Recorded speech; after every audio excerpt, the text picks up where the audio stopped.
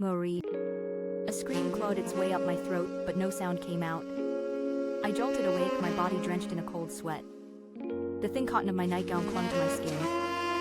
My heart hammered against my ribs, a frantic drumbeat in the pre-dawn quiet. The pain came a second later. A sharp, searing agony bloomed in my chest, right over my heart. An old wound, a gift from a silver-laced dagger years ago. It always ached when I was stressed or when the nightmares came. Tonight it was both. My breath hitched. I could still see it behind my closed eyes, the glint of silver, the fury twisting Gideon's face. Damien's elder. A man who would stop at nothing to seize the throne. And the dagger meant for Damien Sinclair's heart. Damien Sinclair. My betrothed. I had without thinking. My body had become a shield. The memory was a phantom limb, always there, a constant reminder of the price I had paid. The door creaked open. Martha Foster, my personal maid and caretaker, shuffled in, her gray hair pulled back in a neat bun, carrying a steaming bowl. Her kind, wrinkled face was etched with worry. "Another nightmare, Miss Aria?" she asked, her voice a soft rumble.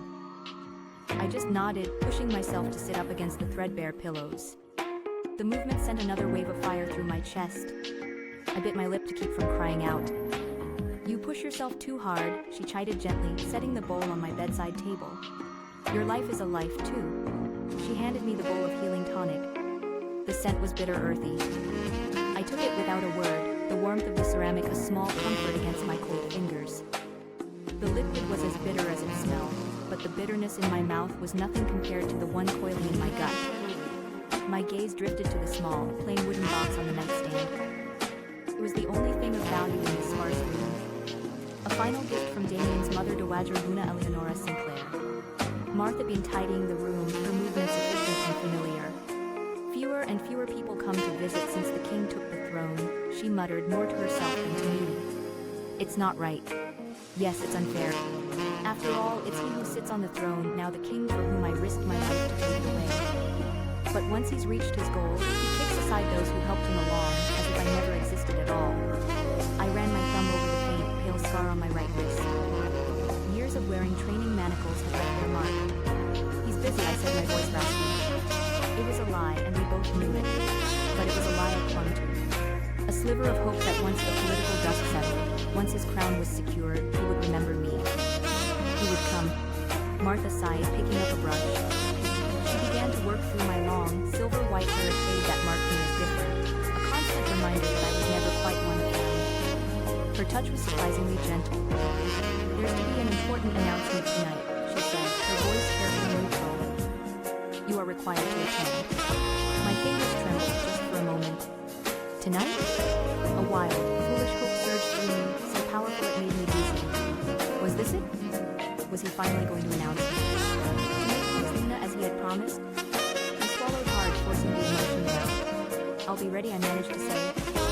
After Martha left, the silence in the room was deafening. It pressed in on me, a physical weight. Loneliness was a cold, constant feeling. I walked to the single narrow window. Below, the gray stone walls of the obsidian citadel rose like jagged teeth against the gray sky. The royal seat of power. My home for 12 years. My sanctuary. My prison. In the courtyard, a pair of guards patrol. I recognized them. They used to greet me with a respectful nod, a flicker of admiration in their eyes. Now they didn't even look up. Their gazes were cold, dismissive. Something had changed. A subtle shift in the air, in the way people looked at me. Or didn't look at me. My stomach twisted. I turned from the window and went back to the bed. My hand hovered over the wooden box before I finally opened it. Inside, nestled on a bed of faded velvet, was a delicate silver locket, engraved with the snarling wolf of the Sinclair family crest. Eleonora had pressed it into my hand on the deathbed, her frail fingers clutching mine. "Protect him, Aria. Be his shadow. Wait for the day he is strong enough to stand on his own." I had kept that promise. I had been his weapon. Assassinations, poisons, stealth, protection, wherever he pointed, I struck. Never questioned, never hesitated. I closed my fingers around the locket, its metal cool against my skin. It was my last lifeline, the physical proof of a promise. A sound from the hallway snagged my attention. Like whispers of two young maids. My ear, honed by years of training, picked up every word as if they were standing right next to me. king ordered the Luna's suit to be aired out and cleaned. Of course, they say Lady Isabel Vance is returning from the north any day now. The name hit me like a physical blow. She's so lucky. The Vance family backed the king's ascension, and now she gets to be Luna. What about Arya? She took a blade for him. Shut.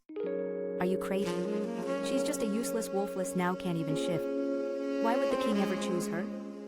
The voices faded as they moved down the hall. I stood frozen, the blood draining from my face until my skin felt like ice. Isabel Vance.